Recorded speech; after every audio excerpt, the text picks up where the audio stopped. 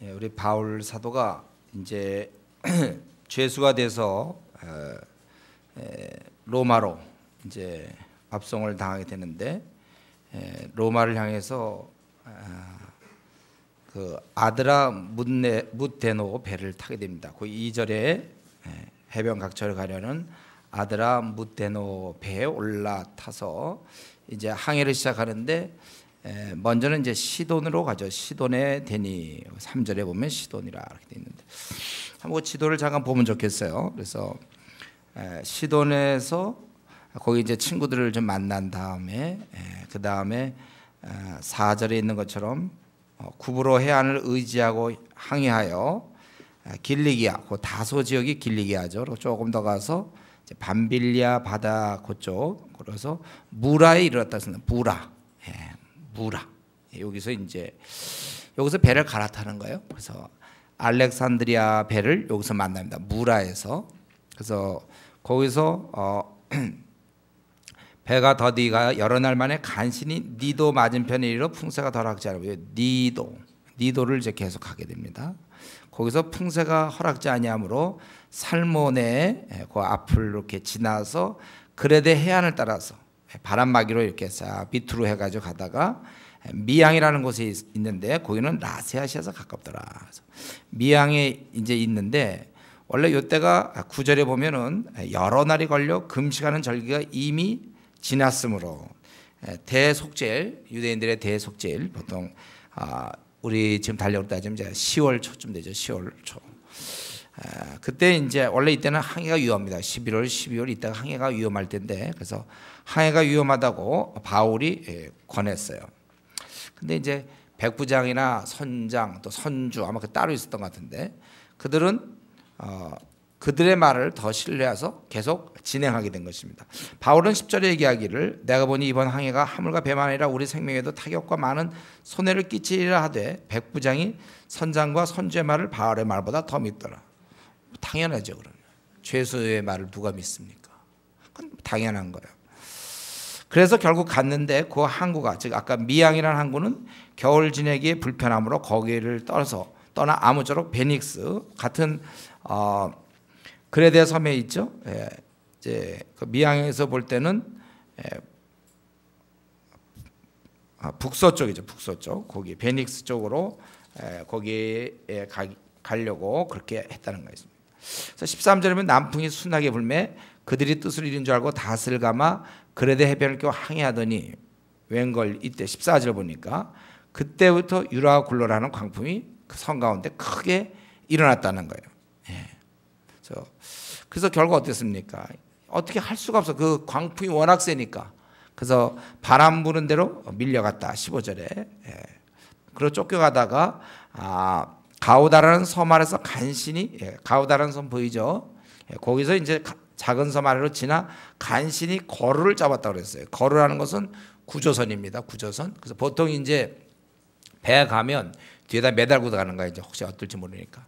그러니까 이 거루선에 지금 태풍이 막 부니까 보통 때는 빈 배고 이렇게 되겠지만 물이 가득 찼겠죠. 그래서 겨우겨우 그 거루선을, 그러니까 저 구조선을 잡아서 겨우겨우 끌어올려서, 어떻게 아주 힘들게 태풍 중에 그걸 겨우 끌어올려서 줄을 가지고 선체들로 감았다는 것입니다. 그래서 그 감고 스루디스에 걸릴까 두려워요. 이 스루디스는 이제 모래 암초예요. 암초. 거기를 피하려고 애를 썼고 연장을 내리고 그냥 쫓겨갔다는 것입니다. 뭐 여러 가지 뭐 돛대, 밧줄 뭐 이런 등등의 것을 내리고 그냥 갔다. 아마 여기까지 여러분들이 지금 어디로 지금 가고 있는지 알겠죠? 그리고 이제 그 다음에 결국은 나중에 보면 멜리데 섬에 이제 도착하게 되는 것입니다.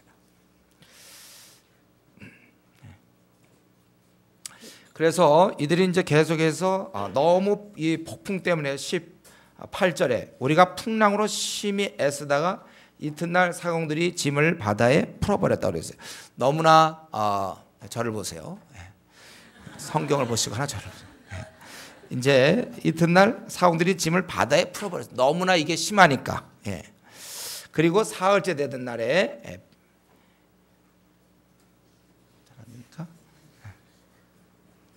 일부 때는 이게 안 나와갖고 좀 힘들었고, 2부 때는 또 이런 방법으로. 예. 그래서 이튿날 짐을 바다에 풀어버렸습니다. 워낙 이 태풍이 심하니까 짐을 어떻게 갖고 갈 수가 없고 사흘째 배의 기구들을 버렸다. 19절에 보면 배의 기구들을 버렸다. 그래도 그렇게 사흘까지 이렇게 해도 안 되고 여러 날 동안, 이게 뭐 일주일 될지 열흘 될지 잘 모르겠습니다. 여러 날 동안 해도 별도 보이지 아니했다. 그러니까 어둠이 계속되고, 특별히 지금 항해에 있어서 해가 안 보이고 별이 안 보인다는 것은 방향을 잡을 수 없는 거야. 이들이 어떤 대안이 없습니다. 그래서 이들이 큰 풍랑이 그대로 있음에 구원의 여망마저, 구원의 소망이 이들은 끊어졌다. 더 이상 우리가 살지 못하는구나. 도무지 뭐 해도 없고 별도 없고 그냥 어둠 속에서 바람만 불고 배는 그냥 이리저리 아무 정말 목적지 없이 또 어떻게 해볼 수도 없이 그냥 흔들려 바로 그렇게 갈 때, 이때쯤 드디어 잠잠고 있던 드디어 바울이 등장하는 것입니다. 그래서 여러 사람이 오래 그 통에 먹을 수도 없고 아마 막 배멀미도 했을 것이고 언제 죽을지도 모르고 막 바람은 계속 불고 어떻게 겨우겨우 붙잡고들 아마 있었는지 모르겠는데, 아주 고통스러울 때 바울 사도가 일어나서 너희가 내 말을 참 들었으면 좋을 뻔했다. 그러나 안심하라. 20절 너희는 안심하라. 지금 다 죽어가고 있는 그러한 소망이 없는 그런 상황에서 바울이 안심하라 그랬어요. 여러분, 우리가 지금 이렇게 일기를 가르치면 여러분 실제 여러분 뭐 수련회도 하면 5박 6일도 그 짧은 기간이 아니잖아요. 이건 지금 열흘이 아마 더 넘도록 그냥 계속해서 어둠 속에서 그냥 이리저리, 해라도 좀 나오면 좋겠는데 그냥 어둠 가운데서 그들은 다들 살 소망이 끊어진 그런 상황입니다. 그럴 때 안심하라. 왜 그러냐면 너희들의 생명은 보존하다. 보존하고 배만 손상을 입을 것이다. 왜 자기가 그렇게 얘기합니까? 그 23절이죠. 바로 하나님의 사자, 내가 섬기는 하나님. 바울은 아주 자랑스러워.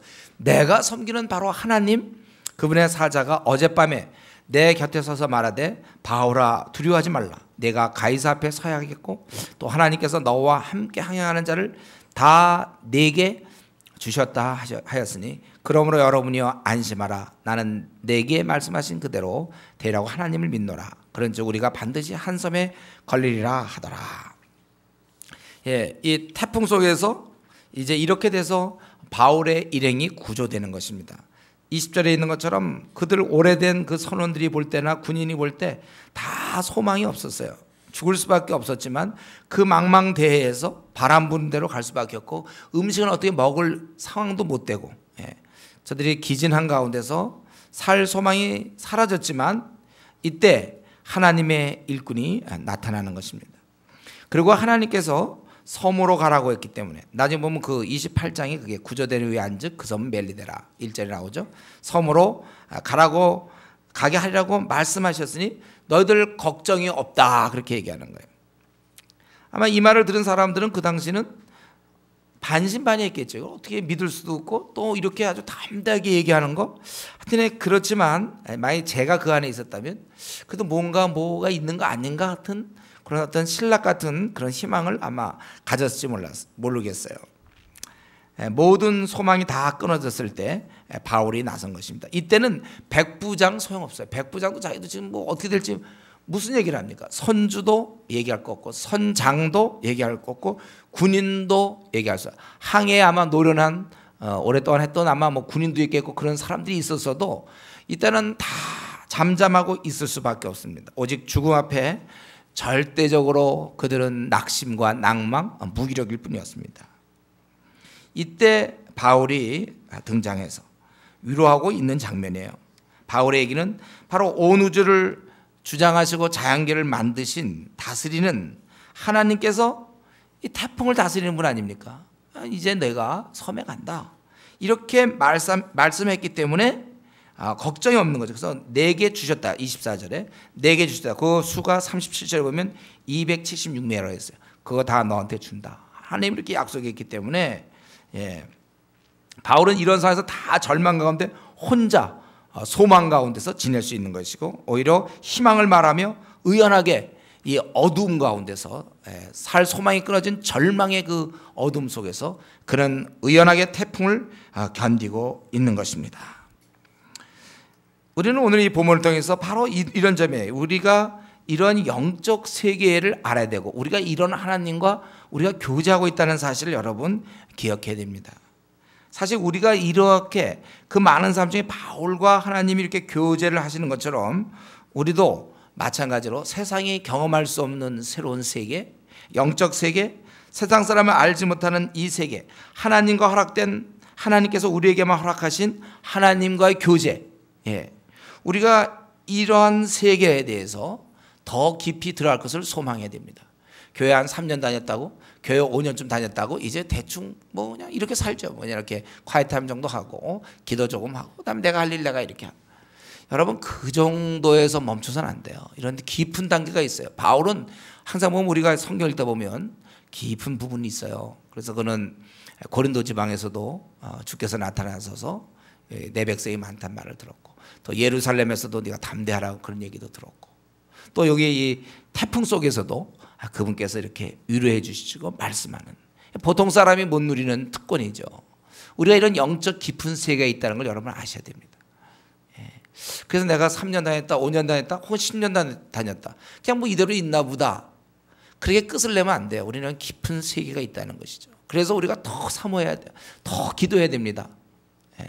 그래서 바울 사도는 이전에 보면 삼층천에 들어갔잖아요.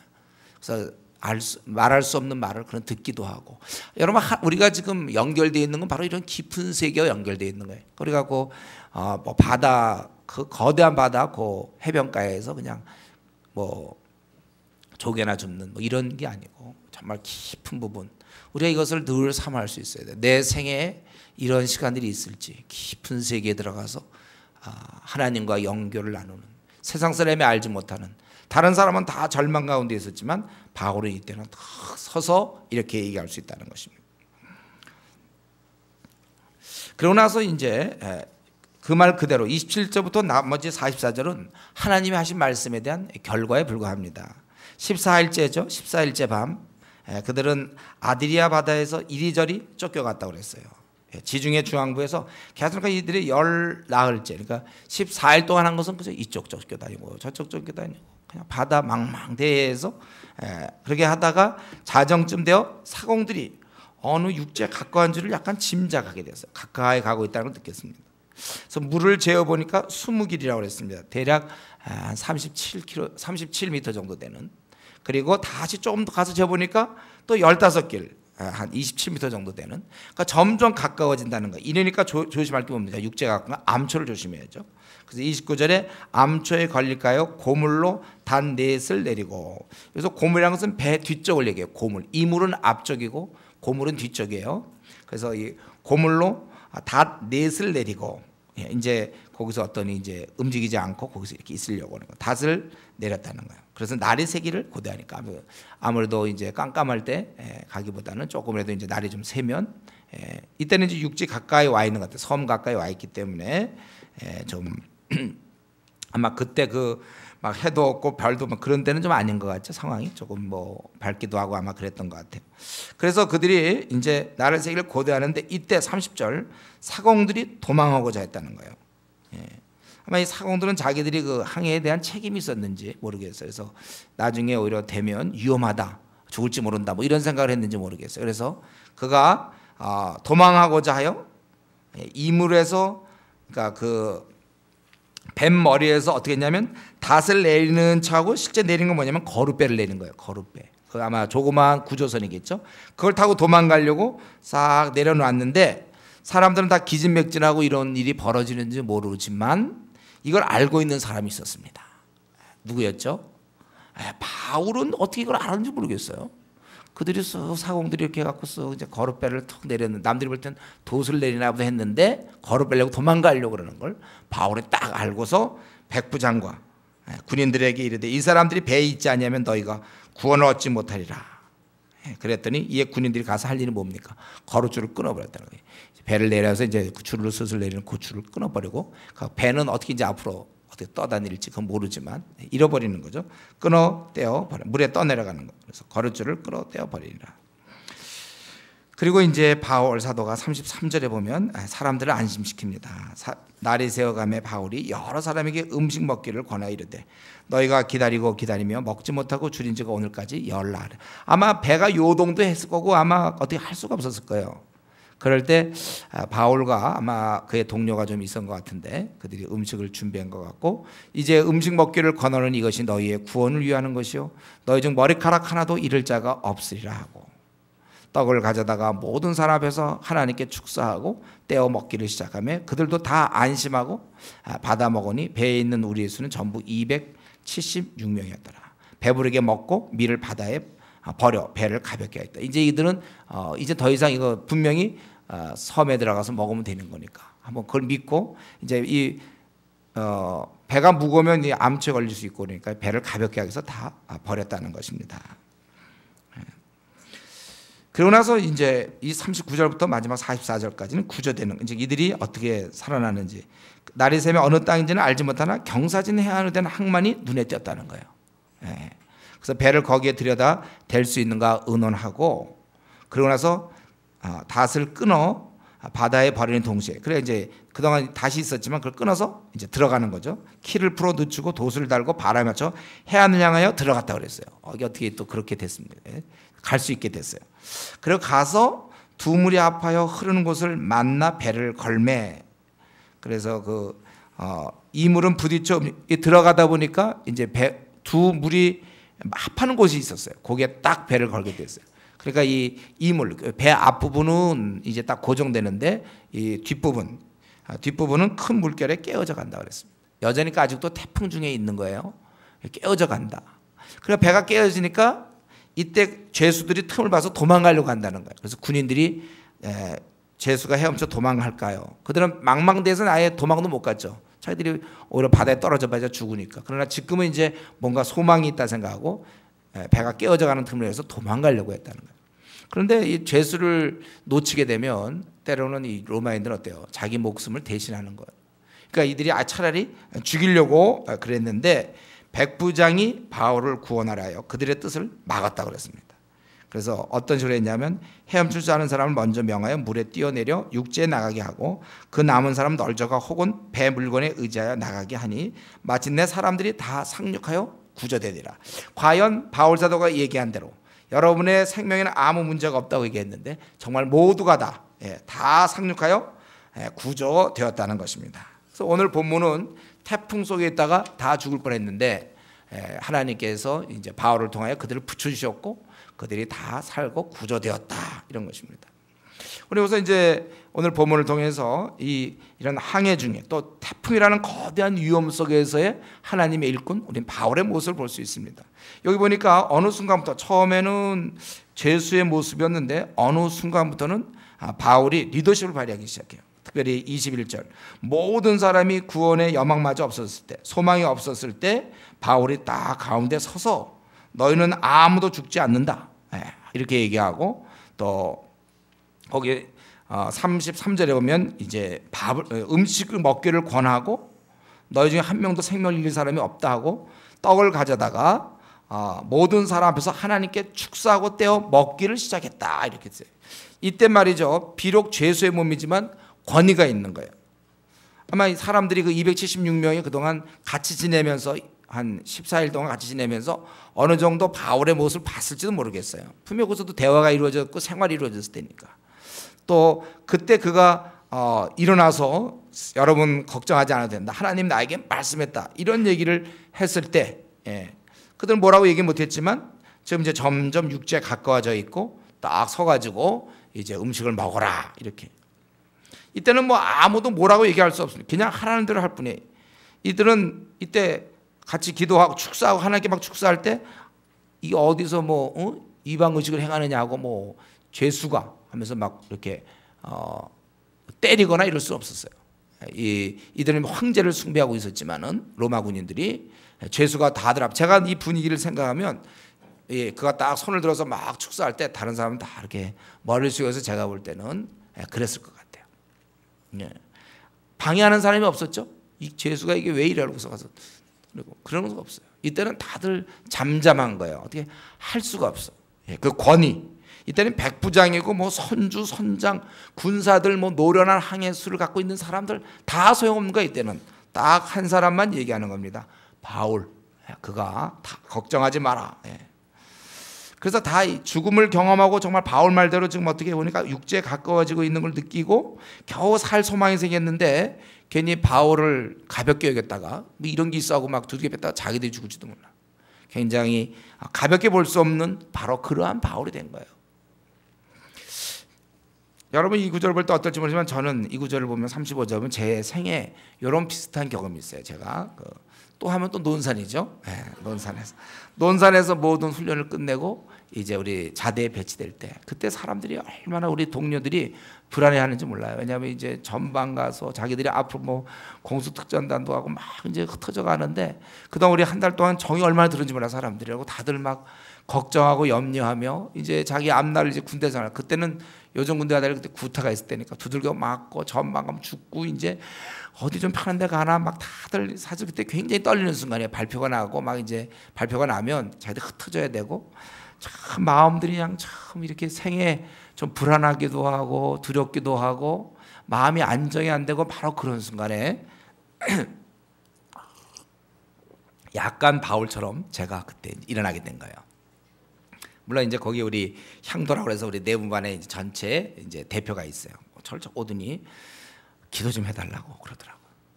제가 그 평소에 이제 식사할 때 아무리 군대에서 힘들어도 제가 기도할 때 꼭 눈 감고 좀 길게 기도하고 그랬거든요. 사람들 보라고 기도도 하고 그러고 주일날이면 제가 꼭 교회를 가고 뭐 항상 그러니까 저를 이제 유심히 봤나 봐요. 그러더니 저한테 기도를 부탁하더라고요. 그래서 제가 사실 그동안 제가 이제 또 부대원도 많이 살았어요. 훈련 받으면서도 틈틈이 전도도 하고 또 막 하고 제가 좀 섬기고 좀 그랬는데 딱 기도하라고 그래요. 그래서 제가 딱 나가니까 다들 머리 숙여서 그때 뭐 불교 신자가 왜 이런 예식을 행합니까 이런 거 없어요. 그 분위기는 아주 숙연했고 자기들 꼭 죽으러 가는 그런 분위기였거든. 딱 한 40여 명 이렇게 딱 모였을 때 내가 나가서 이제 딱 기도하는데 원래 이런 거 하다가 좀 걸리면 안 되거든. 한 명은 망은 보고 그래서 딱 그때 분위기가 얼마나 숙연한지 몰라요. 그리고 제 마음도 얘들이 이제 가서 고생할 거 생각하니까 다 동생들이었거든. 제가 다 정말 울면서 하나님께 참 이들의 앞날을 부탁하고 정말 그럴 때 무슨 뭐 나는 뭐 무신론입니다 뭐 이런 사람 없었어요. 다들 그냥 엄숙하게 그때는 다 지금 큰일 나면 자기 죽을지도 모르고 어떻게 될지 모르는데 무신론 얘기가 어디 나옵니까? 다 이러고 있을 때 제가 간절하게 하나님 이들을 참 도와주시고 이들이 군생활해야 되는데 좋은 고참 만나게 하시고 저기 막 이들의 건강을 지켜주시고 간절히 기도하니까 다들 숙연해요. 그런 거 비슷해. 제 이 느낌이 35절에 참, 하나님 앞에서 다 지금 못 먹고 다 죽어가고 어쩌면 그러는 가운데서 떡을 떼어서 하나님께 다 기도할 때 얼마나 간절했고 뜨거웠겠습니까? 근데 저는 이제 바로 이런 모습을 좀 보면서 우리가 일생 이렇게 살아갈 수 있으면 얼마나 좋을까. 여러분 우리가 사실 일생 살아갈 때 이렇게 살아가야 돼요. 회사에서나 학교에서 우리의 그 직책이나 직위가 어떠하든지 간에 우리는 사람을 이렇게 이끌어야 됩니다. 하나님의 자녀다운 모습으로 우리는 자연스러운 권위가 있어요. 우리에게는. 우리 성경에 보면 머리가 되고 꼬리가 되지 말라. 이것을 잘못 해석해서 무슨 뭐 변호사가 되고 국회의원이 되고 무슨 교수가 되고 박사가 되고 그게 머리입니까? 그건 아무 그 머리가 아니에요. 그럼 머리 나쁜 사람은 애당초 머리가 못 되게? 태어날 때 하나님이 IQ 안 준 사람은 안 되게? 그게 아니고 이런 모습이에요. 비록 죄수지만 하늘의 권위를 갖고 있는 이런 모습들. 바로 우리 하나님의 영이 충만하기 때문에 굳이 뭐 무게를 잡아서 권위를 무게 잡을 것 여러분 뭐 잡을 무게도 없지만 무게 잡지도 마세요. 우리가 그게 뭐가 필요합니까? 그냥 흘러나오는 어떤 영적인 힘, 권위 이런 게 있어야 되는 거예요. 이거 우리 성경에 누가 있었습니까? 요셉이잖아요. 요셉 대표적인 거. 그는 종이었지만 주인이 그를 신뢰하고 제가 보기에 주인이라도 함부로 대하지 않은 것 같아요. 또 그는 죄수였지만 거기서도 간수장이 다 맡길 만큼 그 죄수사에서도 그에게는 어떠한 그런 좀 다른 면이 있었다는 거. 권위가. 여러분 세상 사람들은 꽤 뭐 무게도 잡고 뭐 거드름도 피우고 뭐 그럴 수 있지만 그들은 어느 제한된 범위에서요. 그들이 이제 예를 들면 이런 위험한 일을 당할 때나 죽음을 앞에 두고 있거나 어떤 아니면 그 사람들이 심하게 어떤 낙심될 상황, 꽉 막힌 상황, 그럴 때 그들은 더 이상은 그렇게 막 폼 잡고 무게 잡던 거 다 없어진다. 그때는 권위가 없어져요. 그들은 오직 그런 아주 연약한 인간으로 돌아와서 정말 어떻게 할 것인가, 이 재앙 앞에서 또는 그러한 상황, 실패와 죽음 이런 앞에서 그들은 더 이상 힘이 없는 거예요. 우리가 힘이 있죠. 우리는 어떠한 상황이든지 우리가 힘이 있고, 이 부분이 우리가 이제 갖는 권위입니다. 여러분들 머리가 돼야 돼요. 여러분들이 뭐 신입 사원이라도 함부로 위해서 이렇게 못해. 우리는 이런 권위가 있는 거예요. 힘이 있는 것이죠. 그는 죄수의 몸이었지만 이때 아주 권위가 있다는 것이고, 그리고 여기서 보면요, 바울 사도는 이때 참 이 모습을 보면요, 그는 정말 이 낙심을 하지 않아요. 이런 걸 보면은 그는 사실 따져 보면은 바울은 주님 때문에 예루살렘에서 그렇게 위험하고 그 전에도 매를 많이 맞지 않았습니까? 지금 또 죄수가 됐는데도 어떻게 보면 좀 죄수로서 좀 편하게 갈 수도 있는데 말이죠. 거기도 태풍을 만나서 정말 똑같이 14일 동안 똑같이 굶은 거예요. 바울도 자기 인생이 이게 뭔가. 그는 그렇게 원망과 불평하지 않았어요. 여러분, 우리가 주를 위해서 일할 때 이때 바울 말고 말이죠, 바울이 만약에 주님의 일을 안 했으면 그는 편안하게 있었을 것입니다. 그러나 주님의 일을 하다 보니까 그도 똑같이 목숨의 위험도 경험하게 되고 정말 14일 동안 밥도 못 먹고, 그는 죄수의 몸이고 가봐야 뭐 기다리고 있는 건 별로 좋은 게 아니에요. 그는 왜 혹시 자기 연민에 빠질 수 있을까요? 내 생은 이게 뭘까? 내가 복음을 위해서 살다가 내가 왜 이런 일을 당해야 되는가? 여러분, 저는 사실은 오늘날 우리 한국 교인들이 이거를 좀 가졌으면 좋겠어요. 이러한 것들을 복음을 위해서 좀 일하다가 이런 일을 좀 당할 때 우리가 그걸 각오해야 됩니다. 복음을 위해 일하는 것은 고난이 우리에게 있는 거예요. 그래서 우리가 조금 주님의 일 하다가 좀 어려움을 부딪히면 좀 낙심하고 내가 꼭 이래야 되나? 조장 못하겠습니다. 또 자기가 혼자 괜히 난 뭐 주님 일이 시커했는데 얻은 거 하나도 없네. 예를 들면 나 열심히 일을 했는데 예를 들면 무슨 뭐 결혼 문제가 잘 안 풀린다거나 또는 뭐 직장이 잘 안 풀린다거나 또 자기도 알지 못하는 어떤 어려움이 생기면 나 주님 일이 시커 이렇게 했는데 왜 나에게 이러십니까? 아직도 여러분들 아직도 배부른 줄 아세요? 바울은 주님의 일 시커하고 14일 굶는 거예요.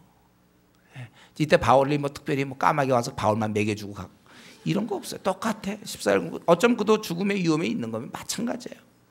우리가 주의 복음을 위해서 일한다고 그럴 때 참 우리가 정말 까먹지 않았으면 좋겠는데 이게 한 일주일 단위로 한 3일 단위로 까먹어요. 원래 이게 이상해. 그거 우리 약도 뭐 고혈압 약은 매일 먹어야 되는 것처럼 이건 정말 매일 생각해야 되는데 주님의 일을 하다가 조금 어려움 부딪히면 풀이 푹 죽어가지고 왜 내가 이런 일을 당해야 되는가, 또 낙심하기도 하고 괜히 하나님 좀 원망하기도 하고. 혹시 그러지 않았어요, 여러분들은? 그냥 원래 아무리 어려울 당해도 나는 원래 이거 알고 있습니다. 목사님, 저는 원래 복음하게 고난 받는 거니까 힘들어도 원래 저 힘든 거 알고 있어서 저는 하나도 뭐 불쾌하지도 않고 저는 뭐 힘도 안 빠집니다. 여러분 그렇습니까? 목사님 저를 믿으세요. 저는 원래 항상 즐겁고요. 이까지 고난, 뭐 이거보다 지금 내가 고난 받지만 이건 나 그냥 원래 별거 아니라고 생각해요. 저는 나 때문에 괜히 제가 낙심하면 어떡할까 그런 걱정 아예 하지도 마세요. 나는 뭐 항상 괜찮습니다. 뭐 이거보다 더한 상황이라도 바울 사도도 그랬는데요. 저 괜찮습니다. 제가 다시 복음 때문에 14일 동안 굶은 적도 없어요. 괜찮아요. 밥 뭐 해봐야 한 끼 굶었고 조금 비방 좀 받았는데 비방이라 두들겨 맞고 지금 죄수로 끌려갈 괜찮습니다. 여러분 그렇게 얘기할 수 있어야 돼요. 뭐 낙심하고 조금 하다가 왜 내가 이래야 되느냐, 뭐 상처 받았다, 뭐 원래 기본으로 상처 주고받고 하면서 이렇게 나가는 거예요 우리가요. 그러니까 여러분들 이런 좀 바울의 모습 여기서 얼마나 의연합니까? 그가 이렇게 아무 대안 없이 죄수의 몸으로 가지만 그는 여기서 전혀 이렇게 뭐 낙심하거나 뭐 의기소침하고 그까 좀 일 좀 당했다고 좀 누구나 겪는 일인데 뭐 주님의 일을 한다는 건 원래 이러는 거예요. 그러나 그는 이런 힘이 있었어요. 바로 하나님과 관계에서 오는 힘이죠. 주께서 말씀하시고 힘을 얻고. 어쨌든 이런 가운데서 그런 태풍 이런 가운데서 하나님의 우리가 도우심을 볼 수 있죠. 여기서 보면 하나님의 도우심. 그러니까 오히려 힘들 때 도우심이 나오는 거예요. 태풍이 없었으면 이런 도우심도 필요 없어요. 이런 어려움일 때 하나님께서 23절, 24절에 보니까 밤에 나타나서 바울을 위로하신 거예요. 하나님 도우시고 또 그리고 이제 42절에 보면 두 물이 합하여 흐르는 곳을 만나 배를 걸었다 그랬습니다. 이들이 별로 사실 지금 여러 가지 기구도 망가지고 여러 가지 힘든 가운데서 이제 육지는 갖고 왔는데 빨리 가야 되는데 또 어떤 방향으로 어떻게 될지 모를 때 두 물이 만나는 곳을 딱 만나서 배가 딱 고정된 거예요. 헤엄쳐서 갈 수 있게 되게. 참 이건 어떻게 그 바다 중에 어떻게 두 분이 만나는 곳을 어떻게 그 바람 부는 대로 막 쫓겨가다가 딱 두 분이 만나는 곳에 들어가게 된 거예요. 하나님 도우심 아닙니까? 태풍 중에 도우심. 그리고 그때 군인들이 죄수가 헤엄쳐 도망할까 하여 그들을 죽이는 것이, 왜냐하면 자기들이 놓쳤다고 그럴 것보다 죄인을 죽이는 게 낫다는 거죠. 그러려고 했을 때 백부장이 만약 그때 뭐 잠을 잤거나 아니면 백부장이 그거에 대해서 그냥 뭐 죽이려면 죽여라 하고 자기도 뭐 그랬다든가, 예? 백부장도 그랬다면 바울도 죽는 거 아닌가요? 그러나 이때 백부장이 나타나서, 지난번에도 천부장이 나타나서 그렇죠. 천부장, 백부장 같은 이들은 유대인들은 그렇게 죽이려고 그러는데 그래도 이방인들은 어떻게 바울을 알아보고 살려주는 거 보면, 예.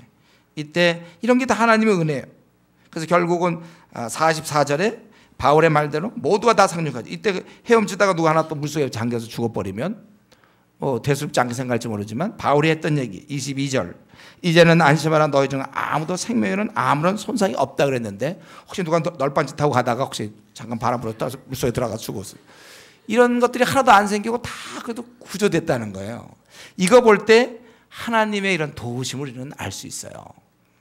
여러분, 우리가 태풍 가운데서도 하나님께서 바울을 보호하시고 위로하시, 이런 것처럼 어쩌면 우리도 인생에 우리도 이런 태풍, 여러분과 저와 살면서 인생에 이런 어려움도 있지 않습니까? 이럴 때 우리는 늘 하나님의 도우심을 바라봐야 된다는 거예요. 그렇기 때문에 우리 앞날의 삶을 두려워하지 마세요. 하나님께서 우리를 보호하시며 이끌어 주심을 믿고 안심해야 됩니다. 그 어떤 위험이나 또 꽉 막힌 상황, 답답한 상황, 절망, 이런 모든 것도 우리 가는 길을 막을 수 없습니다. 주의 일꾼 가는 길에, 우리 주의 백성 가는 길에 거치는 것 없게 하라. 정말 우리를 막는 거 없습니다. 세상 사람들은 그런 상황에서 절망하지만 우리는 절망하거나 낙심하지 않습니다. 하나님이 우리를 이끌어 주시고 보호해 주시는, 바로 우리 하나님이 계시지 않습니까? 그분이 바로 우리 아버지가 계시지 않습니까? 그렇기 때문에 우리는 나에게 당한 여러 가지 환난과 어려움, 또 이 낙망되는 상황, 이런 거, 우리가 이런 상황이라 할지라도 아버지께서 나를 사랑하시니 우리가 염려할 이유는 없는 것입니다. 괜히 걱정들 하지 마세요. 하나님이 다 풀어주실 테니까 우리가 근심할 것이 아니라 기도할 것입니다. 불평할 것이 아니라 하나님께 간구해야 될 것입니다. 우리 하나님, 우리를 이런 태풍 가운데서도 우리를 지켜주시고 보호해 주시는 하나님이에요. 두려워하지 마세요. 여러분들, 앞날 맡긴 거 두려워하지 마십시오. 근심 따위 하지 마세요. 아버지께서 계시는데 뭐가 문제입니까? 그럼 목사님, 애당초 태풍을 주지 않으면 될 거 아닙니까? 태풍 줘놓고서 또 뭐 그 안에서. 여러분, 우리가 태풍 가운데 보호해 주시니까 뭐 감사하지만 처음서부터 태풍 안 주시면 되는 거 아닌가? 근데 우리가 이 본문을 잘 보십시오. 여러분, 만약에 태풍이 없었다면 그럼 어떤 일이 벌어졌을까요? 그러면 그냥 잘 호송해서 가가지고 로마에 바울사도 떨어뜨리고, 지금 우리의 관심 어디냐면 276명이 있어요. 이들은 이제 나중에 보면 이런 상황에 있다가 이제 멜리데에 상륙하잖아요. 28장 보면은.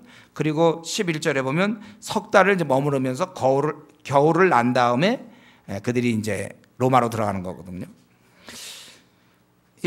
지금 이미 바울의 영향력이 시작됐죠. 죄수였지만 그에 의해서 이들은 정말 아무런 소망이 없는데 한 사람이 나타나서 하나님께서 너희들을 지켜주실 것이다, 이렇게 얘기하고 14일 동안 이 바울의 했던 모습을 다 보고 그들은 쉽게 이렇게 함부로 이 하나님에 대해서 무시하지 못했을 거예요. 그러나 그 후에 3개월에 머무는 동안 모르게도 바울에 의해 이들 276명 영향을 받았을 겁니다.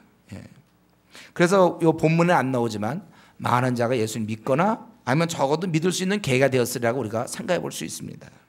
오히려 태풍 없이 그냥 죄수 바울을 로마에 호송했다면, 그리고 그 긴 시간들 그냥 갔다면 참 이들을 276명은 정말 죽어서도 억울한 거예요.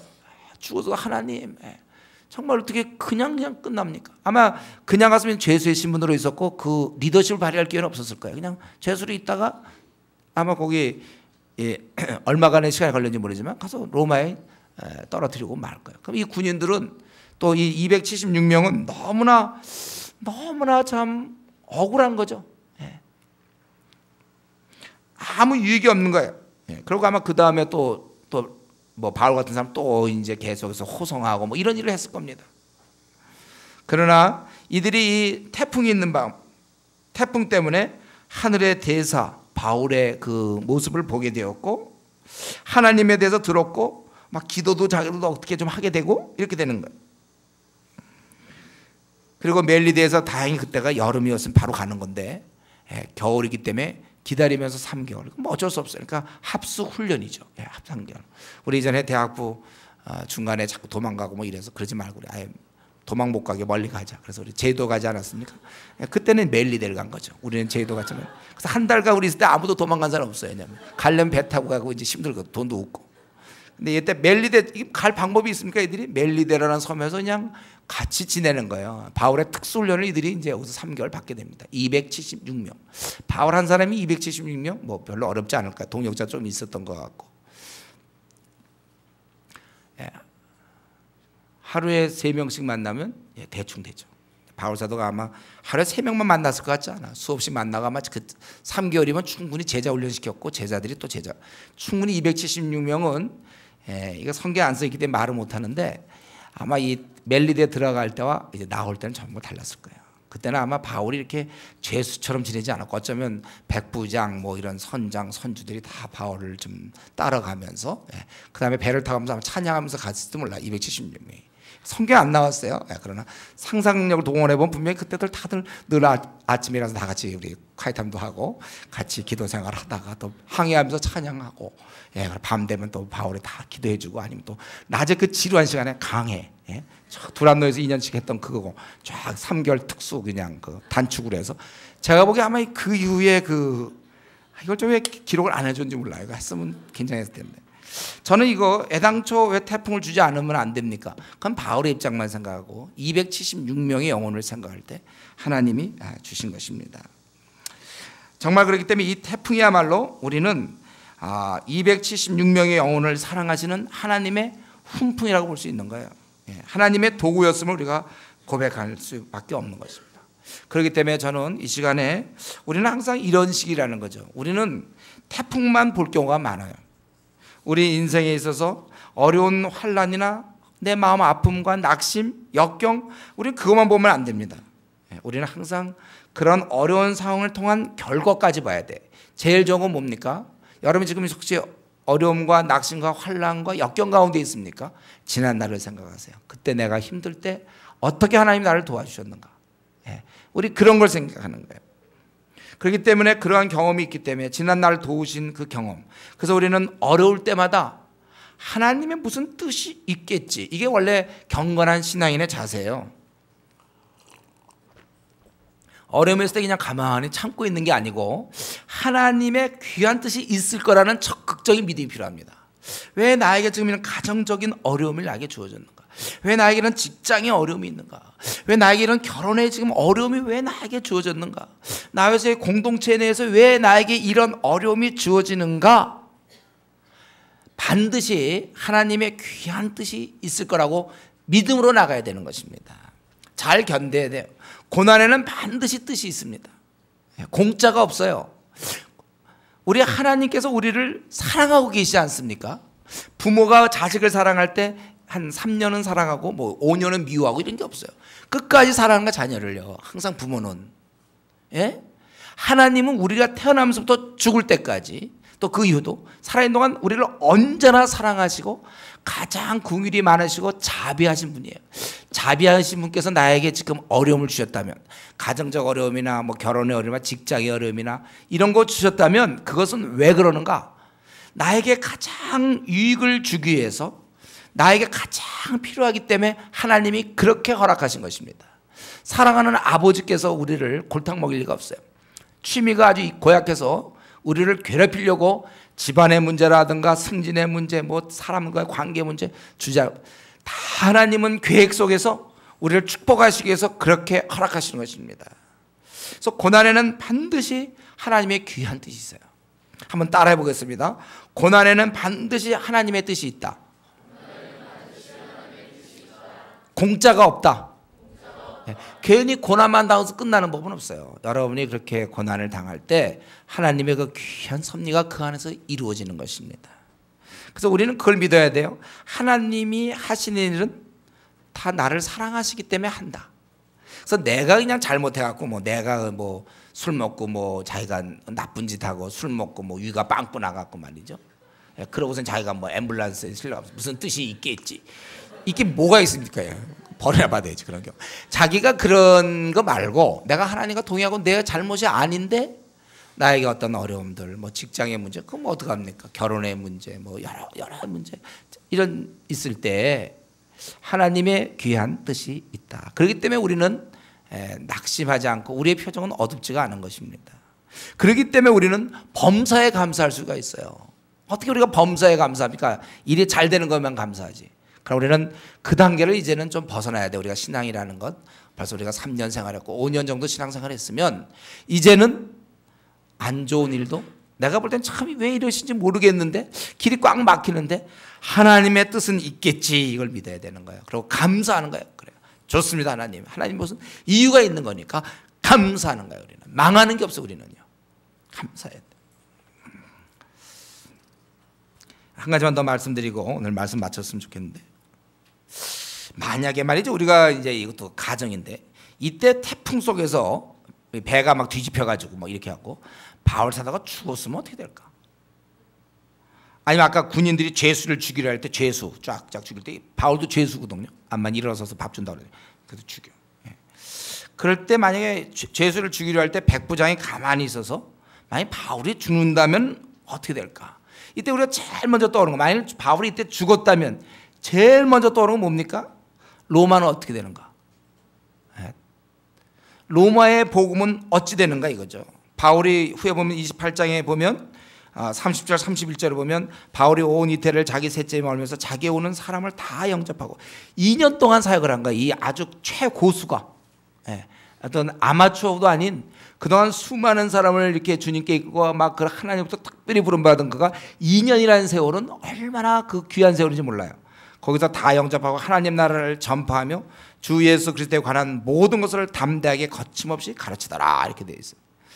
만약에 바울이 로마에 가지 못했다면 이 복음 전파에 얼마나 큰 손실을 가져왔겠습니까? 과연 로마 제국 한 복판에서 전 세계를 향해서 울려 퍼지던 그 복음, 그건 누가 감당을 했겠습니까? 이러면서 바울은 로마의 정복자예요. 죄수의 몸으로 그가 로마에 입성했지만 그는 한나라의 대사로서 변장하여, 한나라의 대사가 변장하여 죄수의 몸을 입고 글로 들어간 것입니다. 그래서 그 로마를 바꾸는 거예요. 그로 말미암아 로마뿐만 아니라 세계가 복음을 듣게 되는 것입니다. 바로 이러한 삶. 이때 바울 사도는 죽었으면 안 된다는 거예요. 우리가 한번 이렇게 생각해 볼 때, 지금 바울에게 정복지는 로마였는데 죄수의 몸으로 물론 가지만 또 숱한 어려움을 겪고 가지만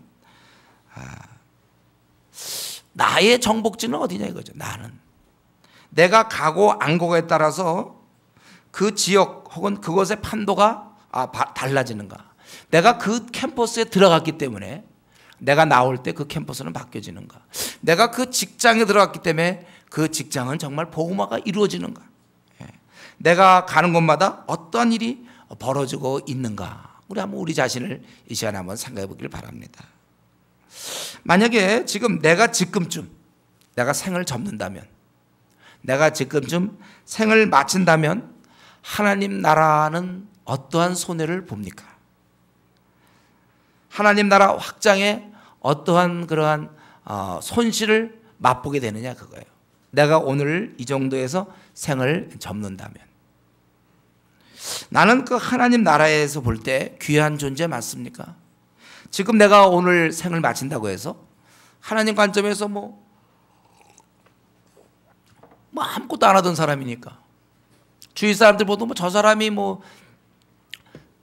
죽는다고 해서 생을 마친다고 해서 한국교회, 이 연약한 한국교회 아무런 차이가 없어요. 여러분, 우리가 이렇게 살아서는 안 되죠. 내가 만약에 오늘 생을 마친다면 여러분 이런 생각을 하고 있어야 돼. 지금쯤 한국교회 어떻게 될까? 내가 생을 마친다면 우리 캠퍼스는 지금 어떻게 될까? 아니 우리 주은혜교는 어떻게 될까? 내가 마치면, 생을 지금 마친다면 이 주은혜교 앞으로 제대로 갈 수 있을까?